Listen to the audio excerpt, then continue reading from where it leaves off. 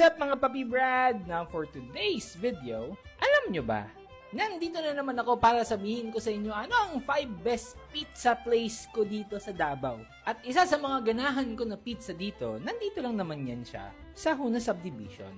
Sa tapat ng McDonald's MTS, may makikita kayong kanto na pasulod. Ito yan. Tapos pangalawang kanto, liliko kayo sa kanan, makikita nyo ito.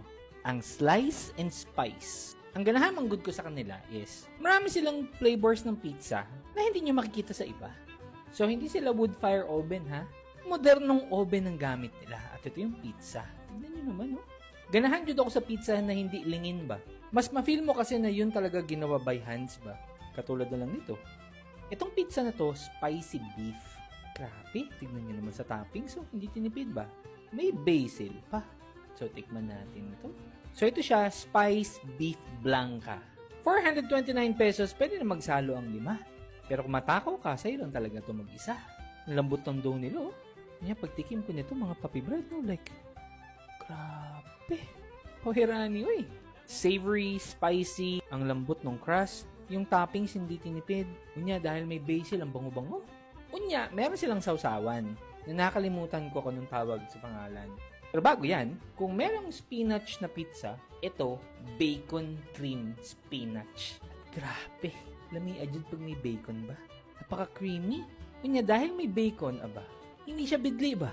Tapos ganahan ako sa crust na ganito, kanang tosta. Kunya, balikan natin itong may sausawan kanina. Pag bumili kayo ng pizza nila, ito ang pinaka-basic nila na sauce. Kunya, pagtikim ko, no? Like, uy, grabe. Malasa yung sauce na yun, ha? Savory, sweet, and a little bit of sour. Lamig kayo. Ito naman, yung tawag nila, sour cream. Kunya, Papi Brad, pagtikim ko sa sour cream na to, like, wah, grabe. Pawirani, oy. Yung sour cream na powder, ito ang totoong lasa niya pag naging sauce. Amazing to. Lamig kayo. Tapos ito naman yung spicy version ng katong original sauce nila. Meron talaga siyang kick ng pagkagat ko ba? Like, medyo halang-halang dyan siya. Like, wow. Ang yung pagkat-sauce, bakit ka ng tomatoey, sweet tapos spicy. At ito, alam nyo ba itong sausawan na to? Gawa sa mangga. Tawag dito kay spicy mango habanero. Kanya pagtikim ko mga Papi Brad, no? Like, wow, grabe.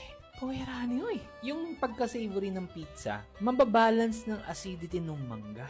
Kanya, spicy pa dyan siya. Perfect combination ng savory, sour, sweet, and spicy. Grabe, nakaka-addict to. Feeling ko kahit anong isawsaw mo dito, pwedeng partner eh. Lamig kaayo. Unya, ito first time ko. Breakfast pizza ang tawag nila dito. First time ko makakita ng pizza na merong itlog na malasado. Pwede pala yan. Unya, nilagyan pa ng syrup po. So kakaibang pizza. Pang breakfast talaga. Kahit sabihin mong gabi na, pwede mong kainin to eh. Tignan nyo naman to. May sausage, may egg, may basil, may cheese. First time ko talaga nakakita pizza na merong malasadong itlog. Kakaiba talaga to ah. So, ang gawin natin, sausaw natin yung pizza dun sa malasadong itlog. Like, grabe. Alam mo tong pizza na to, messy siya kainin. Siguro, isang mako-comment ko, yung tipong pagkuha mo ng slice, magigiba talaga siya. Pero kung ganito kasarap yung pizza, di baling kamayin ko nilang to hanggang maubos siya. Pero kakaiba ah. Breakfast pizza. Tikman natin. Tignan nyo naman, oh, like, nagatulo-tulo pa talaga siya, oh, like, wow. Ang malasadong itlog, nagapatak. Nagatulo yun siya, oh, like, wow. So, tikman natin to first time. Kaya pagtikim ko, mga Papi Brad, no? Like, grabe. Pawirani, oy. I never thought na ganitong pizza na may itlog, pwede pala. Yung pagka-tomatoey ng sauce, nababalance dun sa richness ng itlog na dilaw ba? Parang spaghetti na nilagyan mo ng malasadong itlog. Lamig kayo. Kakaibang atake sa pizza to. Yung tipong mapapasawsaw ka talaga dito balik sa malasadong itlog. Grabe naman to. Lamig kaayo. Highly recommended. At ito yung tinatawag nilang margarita. Isa sa mga pinakasimpleng pizza pero napakasarap. Dahil sa mga basil na yan, aba, ang bango ng pizza pagkagat mo. Like, meron siyang green leafy vegetables na vibe. Yung tipong pagkagat mo, feeling mo healthy yung kinakain mo kasi may gulay. Grabe kalamig neto. Pawirani, oy. Masarap ang pizza pag ganito klase ng crust niya ba? Yung tipong made by hands ba? Kada hindi frozen. Kunya, yung toppings ganito, may iiwan. Ganahan ko sa toppings na ganyan ba? Pero itong mango na to, sus, kahit anong ipares mo, masarap. One of the highly recommended to na sauce nila.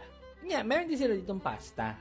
Ito yung chicken alfredo nila, or carbonara sa Pinas. Creamy talaga siya. Kunya, pagtikim ko, no? Like, uy, pwede. Napaka-creamy. Kunya, kung hindi nyo naman kayang kumain ng maraming pizza, meron din silang pang solo. 99 pesos, busog ka na. At ito naman, meron silang bolognese pasta. Kung hindi kayo mahilig sa sweet spaghetti, aba, pwede to sa inyo. Ito yung mga tipong spaghetti na maasim.